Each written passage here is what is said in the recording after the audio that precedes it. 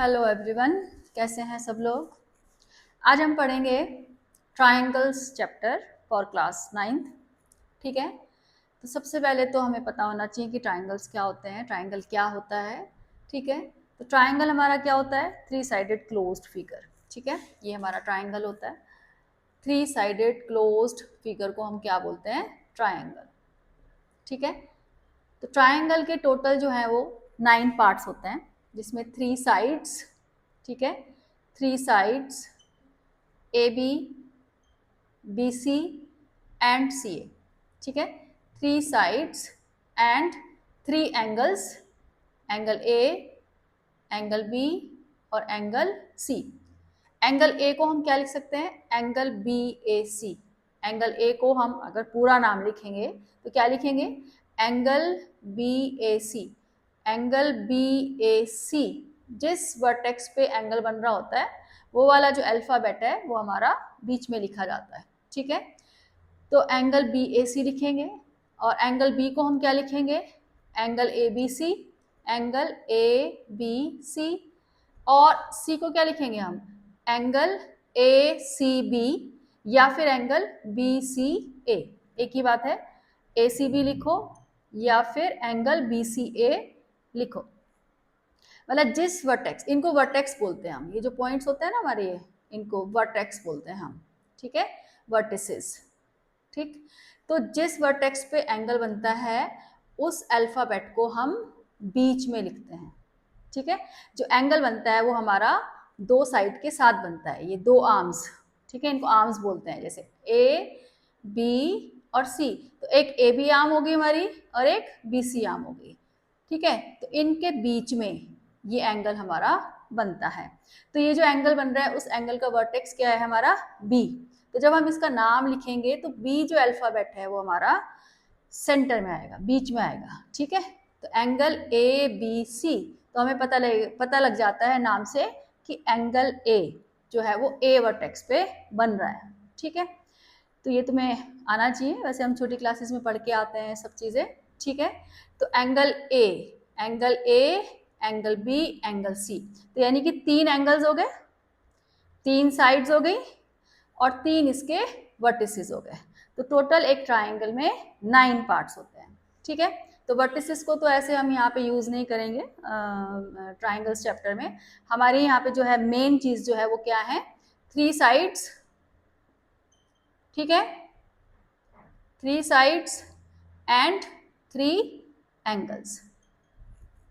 तो इस चैप्टर में हम पढ़ने लग रहे हैं ट्राइंगल्स के बारे में, ट्राइंगल के बारे में, यानी कि इस चैप्टर में हम ट्राइंगल्स को कॉन्ग्रेंट करना सीखेंगे। कॉन्ग्रेंट का मतलब होता है कि 2 ट्राइंगल्स को इक्वल करना, 2 ट्राइंगल्स को कॉन्ग्रेंट करना। इसका मतलब होता है कि ट्राइंगल्स को इक्वल करना है। तो हम उस कॉन्ग्रेंसी में तीनों साइड और तीनों एंगल्स को यूज करेंगे। ठीक है, तो यानी कि ये 6 पार्ट्स हमने इस चैप्टर में यूज करने हैं, 3 साइड और 3 एंगल्स। ठीक है, तो अब देखो कैसे यूज करेंगे ट्राइंगल्स को, हम कॉन्ग्रेंट कैसे करते हैं, ट्राइंगल्स कॉन्ग्रेंट कैसे होते हैं। ठीक है, तो यहाँ पे ट्राइंगल्स को कॉन्ग्रेंट करने के लिए हमारे पास 2 ट्राइंगल होने चाहिए। 2 ट्राइंगल्स को हम यहाँ पे क्या करते हैं, कॉन्ग्रेंट। कॉन्ग्रेंट का मतलब होता है इक्वल, यानी कि 2 ट्राइंगल्स को इक्वल करना। और हमारे पास यहाँ पे टोटल 5 कॉन्ग्रेंसीज होती हैं ट्राइंगल्स को कॉन्ग्रेंट करने के लिए। टोटल 5 कॉन्ग्रेंसी यहाँ पे हमारे पास होती हैं। क्या होती है वो कॉन्ग्रेंसीज हमारे पास, SAS side angle side, ASA angle side angle, AAS angle angle side और SSS साइड साइड साइड और RHS का मतलब है राइट हाइपोटेनियस एंड साइड। ठीक है, तो RHS right hypotenuse and side. SAS का मतलब है side angle side, ASA angle side angle और AAS एंगल एंगल साइड। तो ये जो 2 कॉन्ग्रुएंसी हैं, ये दोनों कॉन्ग्रुएंसी ऑलमोस्ट सेम ही इनको हम कह सकते हैं, क्योंकि जिस ट्राइंगल में ASA यूज हो सकती है वहां पे AAS भी यूज हो सकती है। ठीक है, तो वैसे हमने इनको अलग अलग लिख दिया है, बट जिस ट्राइंगल में ASA यूज होती है उसमें AAS भी यूज होती है। ठीक है, अभी हम जब क्वेश्चंस करेंगे तो तुम्हें पता चल जाएगा।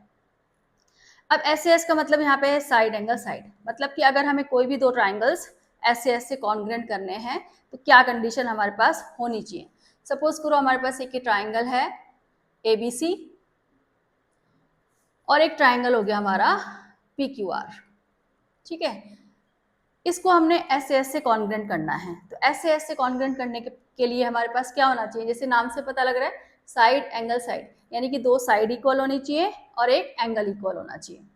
तो इसके लिए इफ इन ट्राइंगल ABC, ठीक है, पहले यहाँ लिखते हैं in triangle ABC and triangle PQR, इन दोनों ट्राइंगल्स को हम क्या कर रहे हैं, कॉन्ग्रुएंट कर रहे हैं, ठीक है।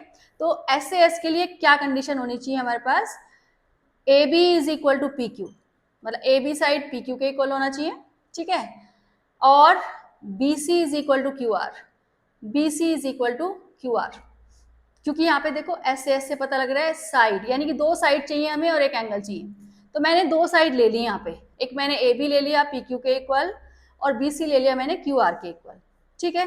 तो मुझे SAS के लिए इन्हीं दोनों साइड के बीच का एंगल इक्वल लेना पड़ेगा, यानी कि angle B is equal to angle Q लेना पड़ेगा, क्योंकि हमारी कॉन्ग्रुएंसी का जो नाम है वो है साइड एंगल साइड, यानी कि साइड एंगल साइड। ऐसा नहीं है कि हम ये साइड ले रहे हैं AB और BC और एंगल ले रहे हैं हम C, ठीक है, तो उससे क्या हो जाएगा हमारा साइड साइड एंगल, तो यानी कि SSA, तो SSA तो कोई भी कॉन्ग्रुएंसी हमारी नहीं होती है, ठीक है। तो हमें जो कॉन्ग्रुएंसी का जो हमारा नाम होता है ना, उसी के हिसाब से हमें उस अपने पार्ट्स इक्वल लिखने होते हैं, ठीक है। अगर हम SAS पढ़ रहे हैं तो हमारी एक साइड होनी चाहिए, फिर ये एंगल होना चाहिए और दूसरी साइड ये होनी चाहिए, मतलब कि जो दो साइड हम इक्वल लेंगे उन्हीं के बीच का एंगल इक्वल होना चाहिए, ठीक है। तो अगर हम AB is equal to PQ ले रहे हैं, BC is equal to QR और angle B is equal to angle Q, तब हमारी जो है वो SAS वाली कंडीशन आएगी, SAS वाली कॉन्ग्रुएंसी हम यहाँ पे यूज कर पाएंगे, ठीक है। तो ट्राइंगल्स को कॉन्ग्रुएंट करने के लिए हमेशा 3 पार्ट्स हमें इक्वल लेने होते हैं।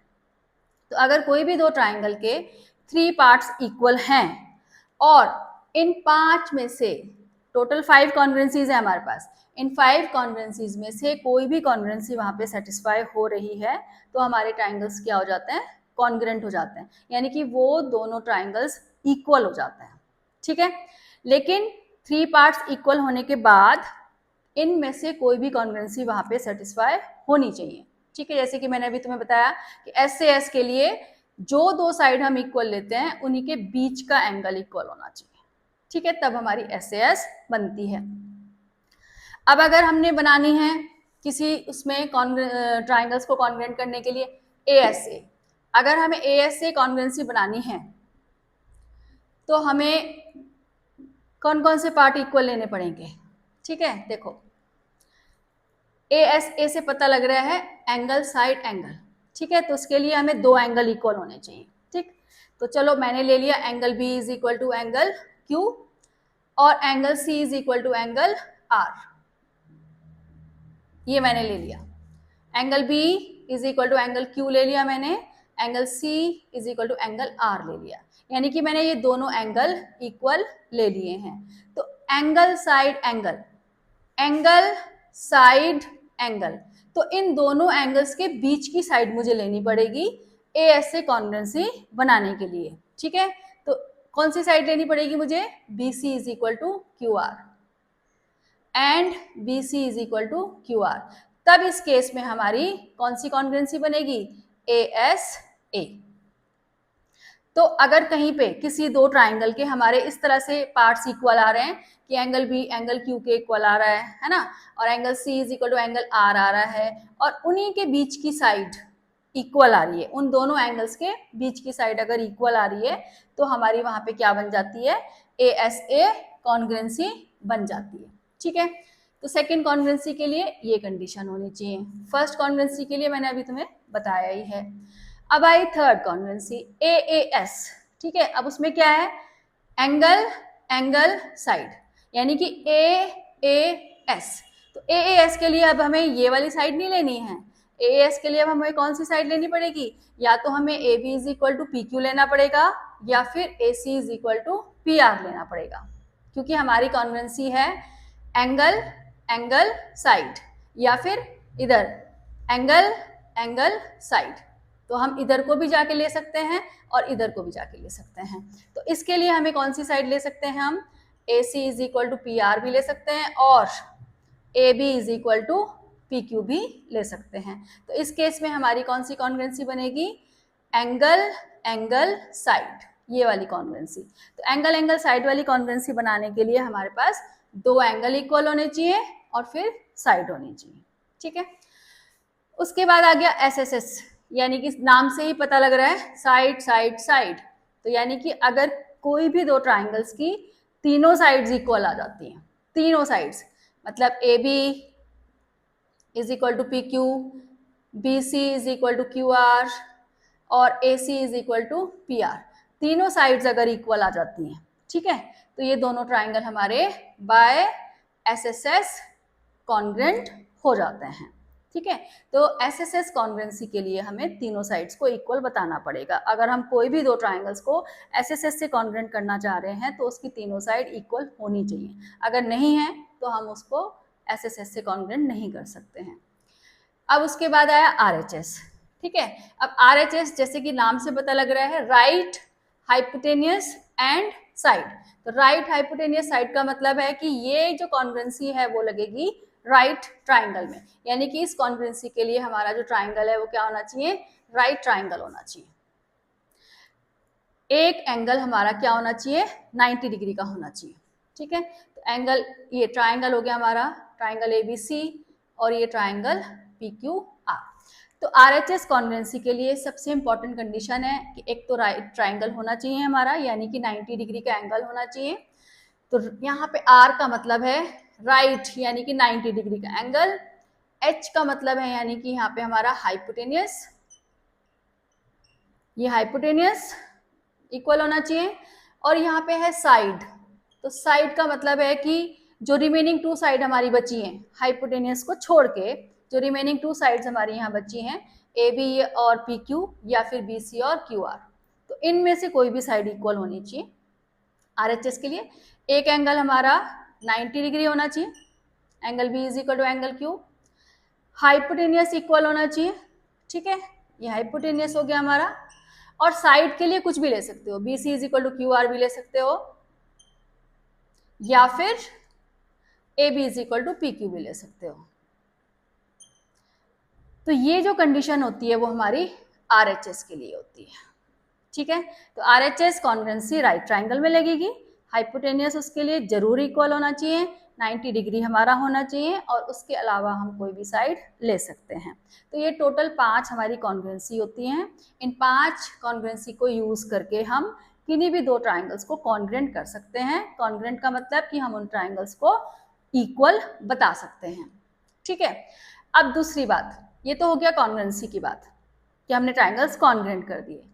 अब जब हमारे ट्राइंगल्स कॉन्ग्रुएंट हो जाते हैं उसके बाद देखो 3 पार्ट्स हम यूज करते हैं ट्राइंगल्स को कॉन्ग्रुएंट करने के लिए, या तो कोई भी दो साइड एक एंगल, या तीनों साइड, ठीक है, या फिर दो एंगल एक साइड। ये 5 कॉन्ग्रुएंसीज हैं, उनको यूज करके हम दो ट्राइंगल्स को कॉन्ग्रुएंट करते हैं। तो यानी कि कॉन्ग्रुएंसी में हम हमेशा 3 पार्ट्स यूज करते हैं। अब उसके बाद जो रिमेनिंग 3 पार्ट्स होते हैं, जैसे कि मैंने बताया था कि ट्राइंगल में टोटल 9 पार्ट्स होते हैं, 3 साइड, 3 एंगल्स एंड 3 वर्टिसेस।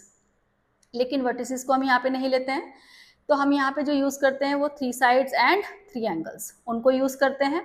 तो यानी कि 6 पार्ट्स हम यहाँ पे यूज करते हैं। तो 6 पार्ट्स में से हम 3 पार्ट्स कॉन्ग्रुएंसी के लिए यूज करते हैं, ट्राइंगल्स को कॉन्ग्रुएंट करने के लिए यूज करते हैं।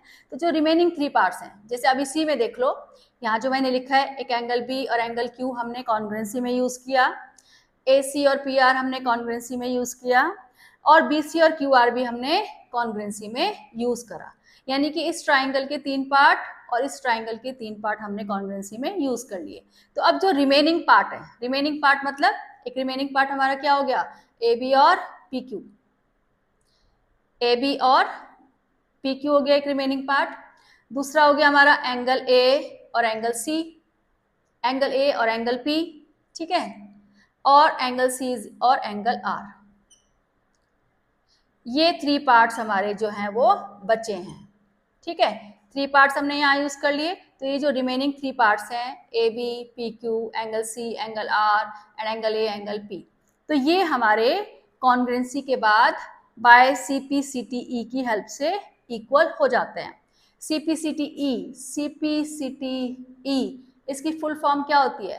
Corresponding parts of congruent triangles are equal.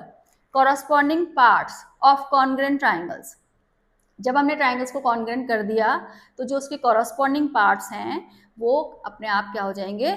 Equal हो जाएंगे, क्योंकि हमने कॉन्ग्रुएंसी की हेल्प से दोनों ट्राइंगल्स को इक्वल प्रूफ कर दिया। तो 3 पार्ट्स हम यहाँ यूज कर लेते हैं, जो रिमेनिंग 3 पार्ट्स होंगे हमारे वो भी इक्वल हो जाएंगे, ठीक है। तो जब हम यहाँ पे क्वेश्चन करेंगे तो पहले हम ट्राइंगल्स को कॉन्ग्रुएंट करेंगे, उसके बाद CP/CT, कई बार हम CP/CT भी लिखते हैं और CP/CTE भी लिखते हैं, ठीक है। तो कुछ भी लिख सकते हो तुम, CP/CT भी लिख सकते हो खाली यहाँ पे, तो ठीक है, और CP/CTE भी लिख सकते हो। Corresponding parts of congruent triangles are equal, या corresponding parts of congruent triangles, ऐसे भी लिख सकते हो। तो पहले हम ट्राइंगल्स कॉन्ग्रुएंट करेंगे, उसके बाद फिर हम CP/CT से जो रिमेनिंग पार्ट्स हैं उनको इक्वल लेंगे अगर हमें जरूरत पड़ेगी आगे तो, ठीक है। अब देखो ये थोड़ा सा यहाँ पे मैंने बताया है, बाकी की चीज़ें जो है वो तो मैं थोड़ा क्वेश्चंस जब करेंगे हम लोग तब वो समझ में आएंगी, क्योंकि कई बार कुछ चीज़ें हमें यहाँ समझ नहीं आती हैं, क्वेश्चंस की हेल्प से हमें वो चीज़ें समझ में आने लग जाती हैं। तुम्हें ये कॉन्ग्रुएंसीज पता होनी चाहिए, इनके नाम पता होने चाहिए, ठीक है। और ट्राइंगल्स को कॉन्ग्रुएंट हम हमेशा कॉन्ग्रुएंसीज की हेल्प से ही करेंगे। अगर किसी ट्राइंगल में ये कॉन्ग्रुएंसीज नहीं बन रही हैं तो फिर ट्राइंगल्स कॉन्ग्रुएंट नहीं होते हैं, ठीक है। अब देखो मैंने यहाँ पे एग्जाम्पल्स लिखा है, 3 एग्जाम्पल्स मैंने यहाँ पे लिखे हैं, उनको मैं करके बताती हूँ तुम्हें, तो उससे थोड़ा और ज़्यादा क्लियर हो जाएंगी ये सब चीज़ें। तो फर्स्ट एग्जाम्पल देखो, हमारा फर्स्ट एग्जाम्पल है, फिगर हमें यहाँ पे गिवन है, ठीक है। फर्स्ट एग्जाम्पल में एग्जाम्पल 1 हमें यहाँ पे फिगर एक गिवन है। ये कई बार फिगर गिवन होती है, कई बार फिगर हमें अपने आप बनानी पड़ती है, ठीक है। ये AD है हमारा, ये BC और ये इनका इंटरसेक्शन पॉइंट है O।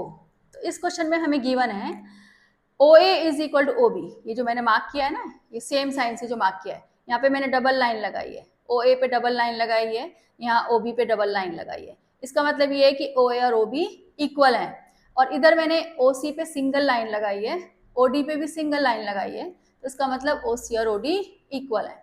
तो OC जो है वो OD के इक्वल गिवन है और OB जो है वो OA के इक्वल गिवन है। फिर इन्होंने हमसे बोला है prove that triangle AOD congruent to triangle BOC। Triangle AOD को ट्राइंगल BOC से कॉन्ग्रुएंट करना है, यानी कि इन दोनों ट्राइंगल्स को कॉन्ग्रुएंट करना है। तो देखो जब भी हम ज्योमेट्री के क्वेश्चंस करते हैं तो सबसे पहला हमारा क्या होता है, हमें गिवन लिखना चाहिए प्रॉपर, उसके बाद प्रूव दैट लिखना चाहिए, और अगर कोई कंस्ट्रक्शन हम अपनी तरफ से करते हैं तो वो लिखनी चाहिए, उसके बाद फिर हमें प्रूफ लिखना चाहिए, ठीक है। तो सबसे पहले हम यहाँ पे क्या लिखते हैं, गिवन। हमें क्या क्या गिवन है, हमें गिवन है यहाँ पे in triangle BOC and triangle AOD, 2 triangle यहाँ पे बन रहे हैं, ठीक है। एक ये BOC बन रहा है और एक AOD बन रहा है। तो मैंने यहाँ पे ट्राइंगल का नाम लिखा है, ट्राइंगल हमें गिवन है। अब इसमें भी आगे क्या गिवन है, OC is equal to OD। जो OC हमारी लाइन है वो OD के इक्वल गिवन है, and OB is equal to OA। जो OB है वो OA के इक्वल गिवन है। तो सबसे पहला हमारा स्टेप होता है गिवन लिखना। उसके बाद है हमारा प्रूव दैट। क्या हमने प्रूव करना है, फर्स्ट पार्ट में हमने प्रूव करना है triangle AOD congruent to triangle BOC, इनको कॉन्ग्रुएंट करना है हमने, ठीक है। अब कोई कंस्ट्रक्शन हम अपनी तरफ से नहीं कर रहे हैं तो इसलिए हम कंस्ट्रक्शन वाला स्टेप यहाँ पे नहीं लिखेंगे। अब हम सीधा क्या लिखेंगे, प्रूफ, ठीक है। तो देखो, जब हम ट्राइंगल्स को कॉन्ग्रुएंट करते हैं, कौन से ट्राइंगल को हम कॉन्ग्रुएंट कर रहे हैं, तो सबसे पहले हमें उसका यहाँ पे नाम लिखना चाहिए। तो हम कौन से ट्राइंगल्स कॉन्ग्रुएंट कर रहे हैं? In triangle AOD and triangle BOC। सबसे पहले तो दोनों ट्राइंगल्स का नाम लिखा जाता है। अब उसके बाद हमें जो गिवन है, साइड्स गिवन है, ठीक है, वो हम यहाँ पे लिखेंगे। क्या गिवन है? OA is equal to OB, OA is equal to OB, और इसके सामने इसका रीजन लिखेंगे कि OA और OB को इक्वल हम क्यों लिख रहे हैं, क्योंकि ये हमें क्या है? गिवन है, ठीक है। इसका रीजन लिखेंगे। जो भी हम तीन पार्ट्स कॉन्ग्रुएंसी के लिए यूज करते हैं, उन तीनों का सामने यहाँ पे रीजन लिखा जाता है कि क्यों इक्वल है वो। OA is equal to OB, ठीक।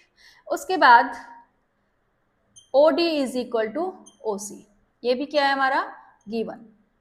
देखो, OA is equal to OB and OD is equal to OC, ये गिवन है।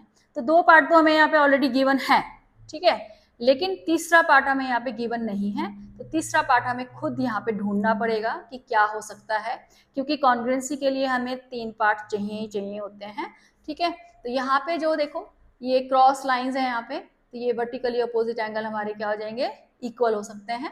एक्स बना रहे हैं, वर्टिकली अपोजिट एंगल हमेशा क्या बनाते हैं? एक्स बनाते हैं। तो ये जो एंगल्स होते हैं हमारे इक्वल होते हैं।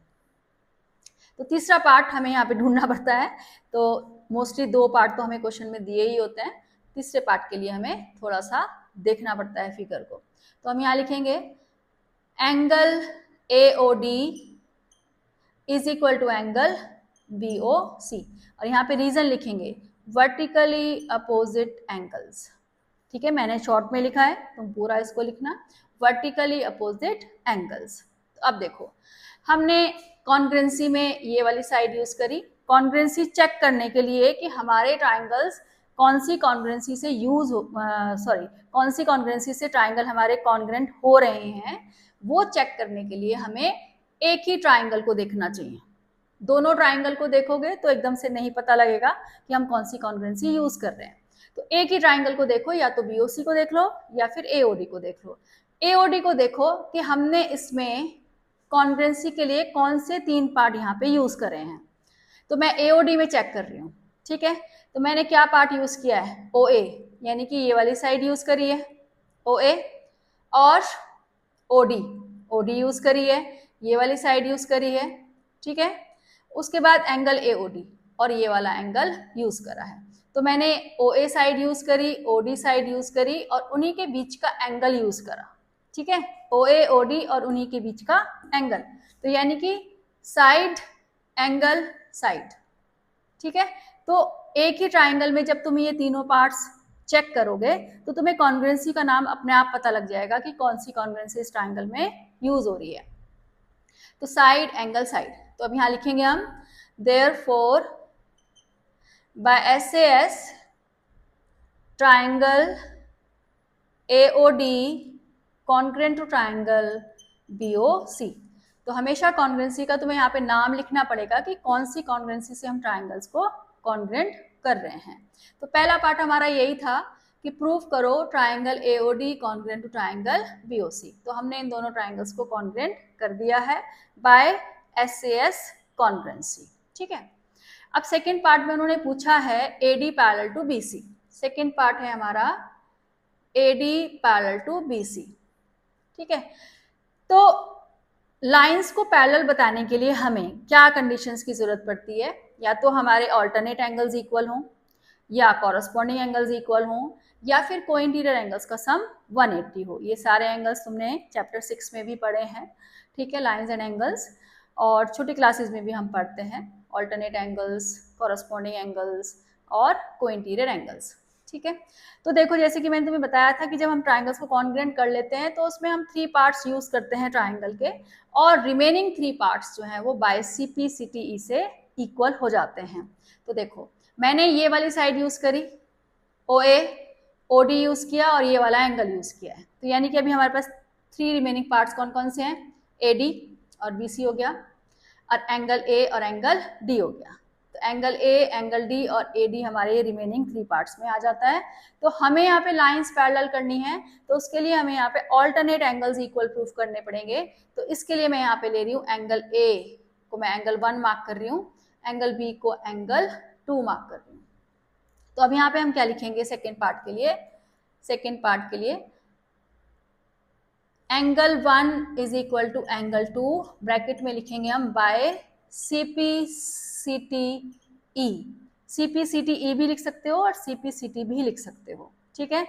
क्योंकि हमने ये दोनों ट्राइंगल्स कॉन्ग्रुएंट कर दिए हैं तो एंगल 1 और एंगल 2 हमारे इक्वल आ गए। तो एंगल 1 की जगह पूरा नाम भी लिख सकते हो, एंगल OAD और एंगल OBC, ठीक है। और अगर तुमने पूरा नाम नहीं लिखना है तो फिगर में ऐसे एंगल 1 मार्क करो इस पूरे एंगल को, और इसको एंगल 2 मार्क करो, और तुम फिर यहाँ एंगल 1 और एंगल 2 को इक्वल लिख दो बाय CPCTE। अब ये जो एंगल है हमारे, वो ऑल्टरनेट एंगल्स फॉर्म कर रहे हैं, ऑल्टरनेट इंटीरियर एंगल्स फॉर्म कर रहे हैं। तो जब ऑल्टरनेट एंगल्स हमारे इक्वल आ जाते हैं तो लाइंस क्या हो जाती हैं? पैरेलल। अब हम यहाँ क्या लिखेंगे? They form alternate interior angles. मैंने थोड़ा शॉर्ट में यहाँ लिखा है, तुम इसको पूरा करके लिखना। ये जो एंगल है, एंगल 1 और एंगल 2 क्या फॉर्म कर रहे हैं? ऑल्टरनेट इंटीरियर एंगल्स फॉर्म कर रहे हैं। तो therefore AD parallel to BC। जब भी हमारे ऑल्टरनेट एंगल्स इक्वल आ जाते हैं तो लाइंस क्या हो जाती हैं? पैरेलल हो जाती हैं, ठीक है। तो एंगल 1 ये AD हो गया, एंगल 2 BC हो गया, तो AD पैरेलल टू BC आ गया। तो देखो यहाँ हमने पहले ट्राइंगल्स कॉन्ग्रुएंट किए, ठीक है, फिर हमने कॉन्ग्रुएंसी चेक करी कौन सी कॉन्ग्रुएंसी से हुए, उसके बाद हमने यहाँ पे CPCTE भी यूज किया, corresponding parts of congruent triangles are equal, और उसकी हेल्प से हमने लाइंस को यहाँ पे पैरेलल बता दिया है। तो देखो ट्राइंगल्स जब कॉन्ग्रुएंट होते हैं तो उसकी हेल्प से पार्ट्स ही इक्वल आते हैं, लाइंस पैरेलल नहीं आती हैं कभी कि हमने ट्राइंगल्स कॉन्ग्रुएंट कर दिया तो लाइंस पैरेलल आ जाएंगी CPCTE से, नहीं।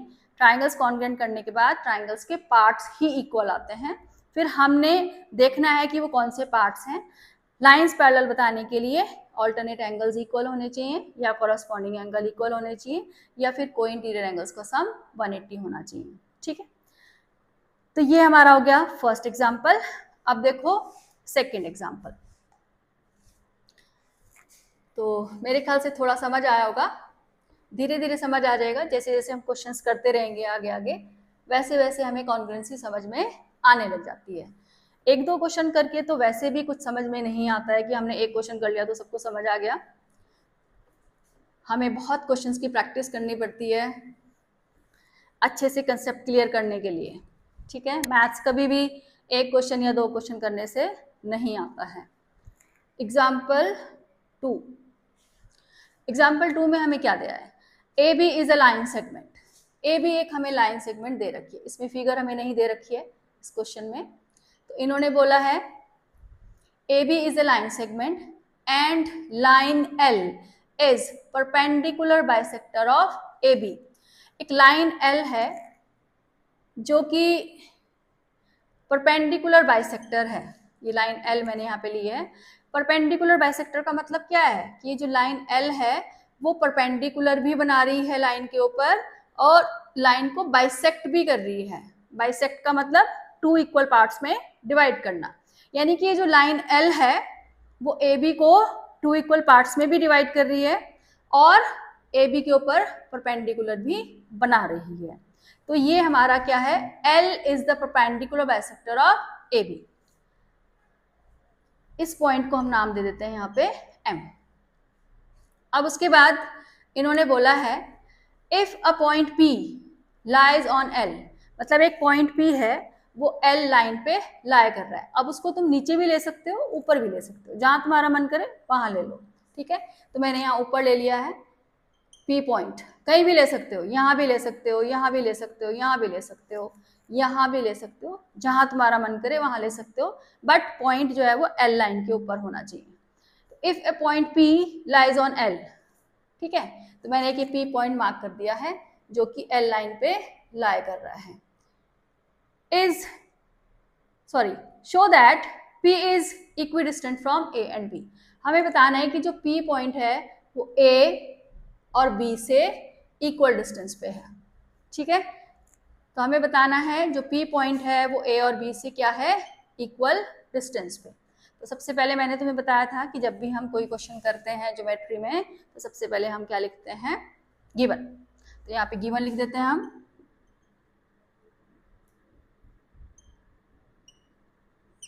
गिवन में हमें क्या गिवन है, ए बी एक लाइन सेगमेंट गिवन है,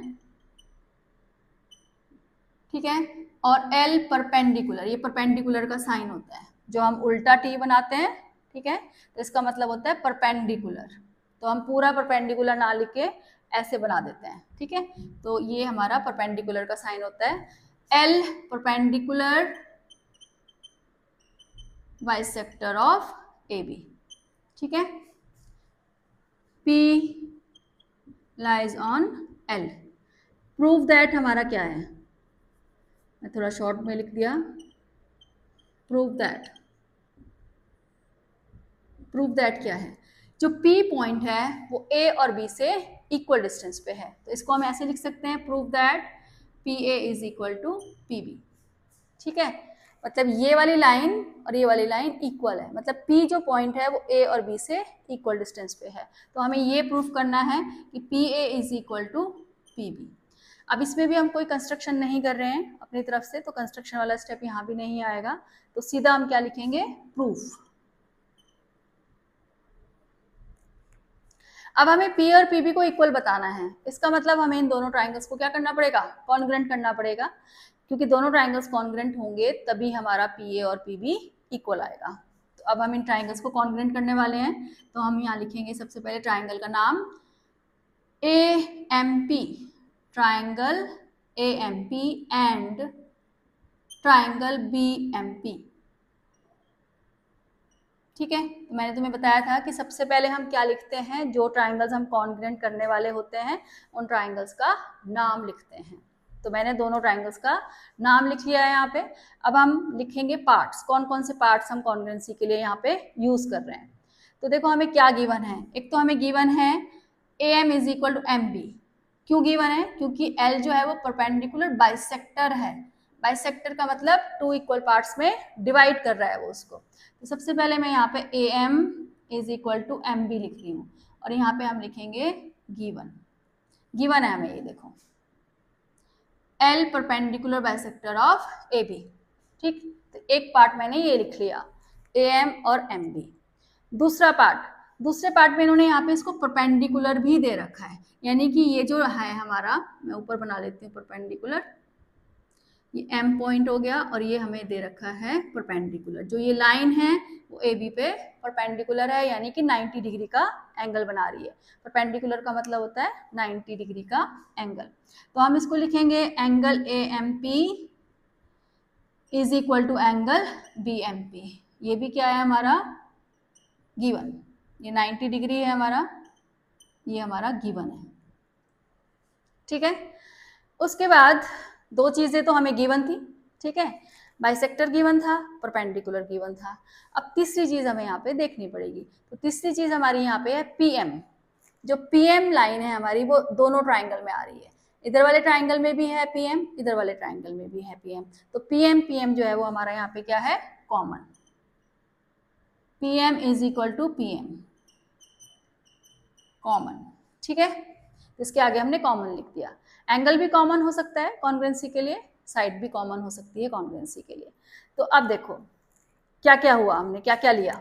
मैंने कहा था कॉन्ग्रुएंसी चेक करने के लिए एक ही ट्राइंगल को देखना चाहिए, दोनों ट्राइंगल को नहीं देखना चाहिए। तो हम AMP को देख रहे हैं, तो इसमें हमने क्या लिया है, AM ये वाली साइड ली है, एंगल AMP यानी कि ये वाला एंगल लिया है, ठीक है, और PM ये वाली साइड ली है। तो हमने ये साइड ली, ये एंगल लिया, और ये वाली साइड ली, तो यानी कि साइड एंगल साइड, ठीक है। तो कौन सी कॉन्ग्रुएंसी बन रही है इसमें, साइड एंगल साइड। तो by SAS triangle AMP congruent to triangle BMP। तो ये दोनों ट्राइंगल्स हमारे SAS से कॉन्ग्रुएंट हो गए हैं, ठीक है। अब जब ट्राइंगल्स कॉन्ग्रेंट हो गए हैं, हमें क्या प्रूफ करना है, P A is equal to P B, यानी कि ये वाला पार्ट इस वाले पार्ट के इक्वल प्रूफ करना है। तो ये जो है हमारे रिमेनिंग पार्ट्स है ट्राइंगल के, तो इसको हम क्या लेंगे, सी पी सी टी से, क्योंकि 3 पार्ट हमने यहाँ यूज करे हैं, जो रिमेनिंग 3 पार्ट्स हैं उसमें से एक पार्ट है हमारा ए पी और पी बी। तो यहाँ क्या लिखेंगे हम, therefore A P is equal to B P by C P C T E. तो ये हमारा आ गया ट्राइंगल्स को कॉन्ग्रेंट करने के बाद corresponding parts of congruent triangles are equal. क्योंकि हमने ट्राइंगल्स कॉन्ग्रेंट किए थे तो इसलिए इसके वाले पार्ट भी क्या हो गए, इक्वल हो गए। ठीक है, तो इसमें भी हमारी SAS कॉन्ग्रेंसी लगी थी। अब देखो एग्जाम्पल 3, सारे क्वेश्चन ऐसे ही होंगे। 2 ट्राइंगल्स हमें कॉन्ग्रेंट करने हैं, 3 पार्ट हमें ढूंढने हैं, कौन से 3 हमारे इक्वल हो रहे हैं। उसके बाद हम CPCT से पार्ट्स, अगर हमसे पूछा जा रहा है तो लिखेंगे, नहीं पूछा जा रहा है तो नहीं लिखेंगे। ठीक है, अब देखो थर्ड एग्जाम्पल।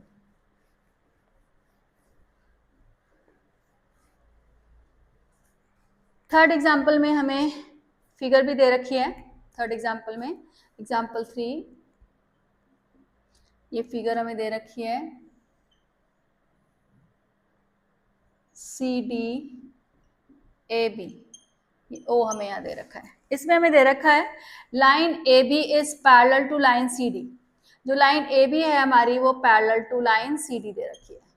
ठीक है, ये जो एरो का साइन मैंने लगाया है इसका मतलब कि ये जो लाइन है वो CD लाइन के पैरेलल है। ठीक है, तो line AB parallel to line CD, O is the mid point of AD। O जो है वो AD का मिड पॉइंट है, यानी कि O जो है वो AD को 2 इक्वल पार्ट्स में डिवाइड कर रहा है। O is the midpoint of AD, इसका मतलब OA is equal to OD। Show that first part में हमें दोनों ट्राइंगल्स को कॉन्ग्रेंट बताना है। तो सबसे पहले हम गिवन लिखते हैं अपना। गिवन क्या है हमारा, इन द गिवन फिगर, जब हमें फिगर दी होती है, इन द गिवन फिगर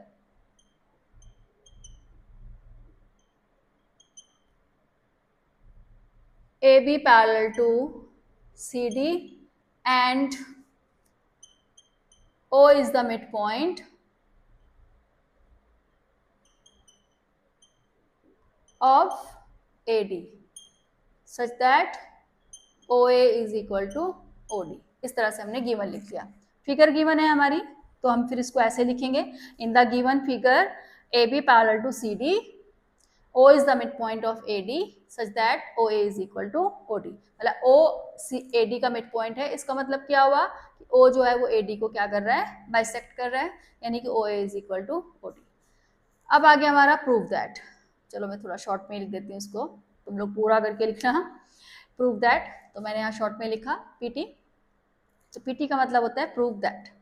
अब क्या पहला पार्ट क्या प्रूव करना है हमने, triangle AOB congruent to triangle DOC। हमें इन दोनों ट्राइंगल्स को कॉन्ग्रेंट करना है। तो अब इसमें भी हम कोई कंस्ट्रक्शन नहीं कर रहे हैं, तो हम सीधा यहाँ पे क्या लिखेंगे, प्रूफ। ठीक है, अब हमें इन दोनों ट्राइंगल्स को कॉन्ग्रेंट करना है, तो हम सबसे पहले इनका नाम ही लिखेंगे, triangle AOB and triangle DOC। ठीक है, मैंने बताया जब भी ट्राइंगल्स कॉन्ग्रेंट करते हैं तो कौन से ट्राइंगल हम कॉन्ग्रेंट कर रहे हैं, तो सबसे पहले उनका नाम लिखो। अब इक्वल पार्ट्स, कौन कौन से इक्वल पार्ट्स हैं, तो देखो अब हमें OA is equal to OD तो गिवन है, तो हम सबसे पहले यही लिख लेते हैं, OA is equal to OD और ब्रैकेट में यहाँ लिख देते हैं गिवन।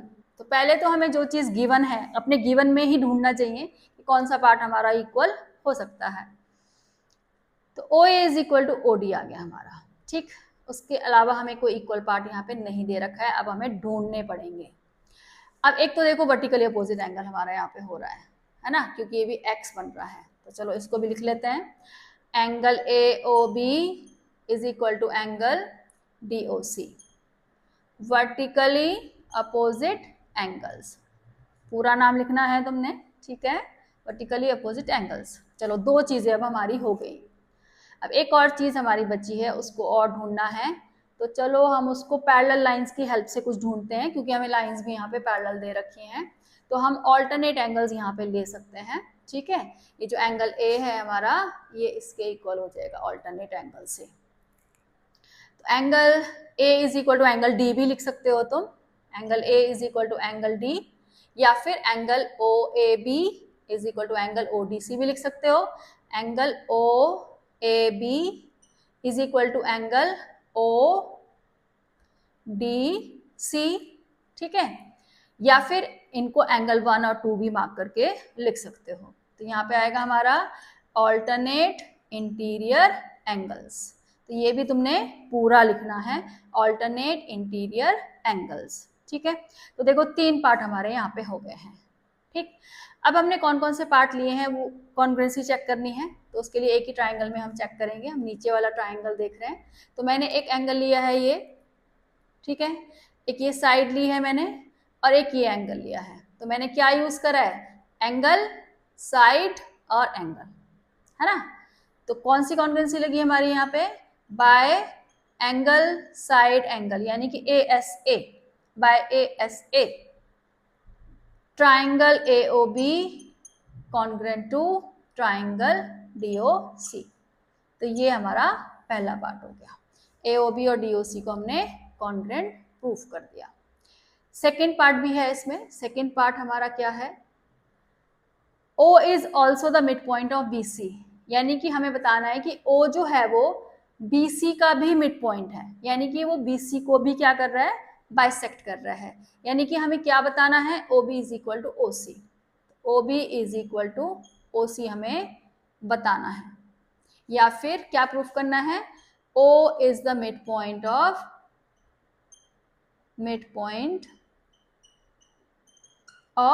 बी सी, ठीक है। तो हमसे पूछा गया है prove that O is also the mid point of B C.